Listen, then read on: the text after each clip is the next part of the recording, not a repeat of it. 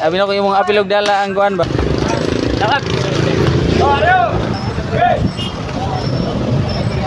Kay nahuman naman ang atong tangkal nga gitrabaho atong miaging adlaw. Kung nang gipa-deliver ang akong gi-order nga atong bagong buhion karon.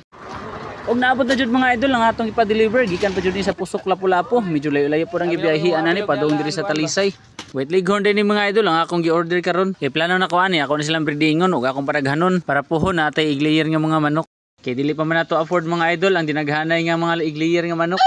Og mao to nangita ko og mga namaligya og pila lang kabuok mga idol og nakakita jud ta. Tulo din sila kabuok mga idol no, duha ka babae og usa ka laki. Ang ato ding white leghorn mga idol no kay 7 months na ni sila og nagsugod na ni sila og pangitlog. Ang kanila ding laki ani kay 4 months pa og dili pa ni kay balo mangupa. Mga puhon og mangitlog ni ang harvest na to ani igo pa jud ni pang table egg. Dili pa jud ni pwede mapisa kay dili pa man ni ma-fertile. Man pagka mga alas 9 sa buntag akong gibalik pag tanaw na ko na may itlog. Small size pa ang sukod sa iyang itlog. Ana man daw na basta bago pa siya magsugod og pangitlog.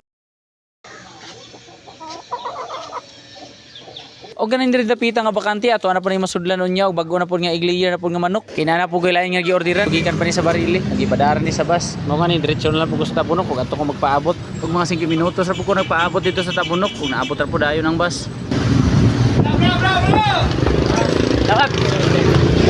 Ako ang giklaro kung ako abi jud ni nakasuwat diri nga pangalan ug ako agi di ay. Og dayon abot na ko sa balay ako agi dayon nga giablihan para dili mas stress og maayo ang atong manok. Ang breed ani nga manok nga napalit na to karon kay Rhode Island Red. Og pure daw ni siya nga Rhode Island Red. Ang kani nga klase nga manok kay dual purpose ni siya. Good for egg production and good for meat production. Kay dili man ni pareha tong white leghorn nga good for egg production ra jud siya kay dili man to siya motambok.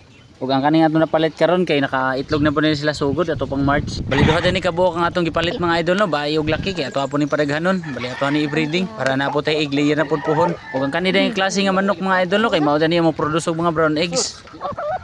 Wala jud ko mag-expect mga idol nga grabe jud ay po kadako ani nga manok. Niabot gini siya og mga 3 kilo kapin. Satisfied jud kay ko pagpalita ani mga idol kay wa jud ko mag-expect nga ngani man ni kagwapo ning manok ka. Og first time pa pud na ako ni makabuhi ani nga klase sa manok.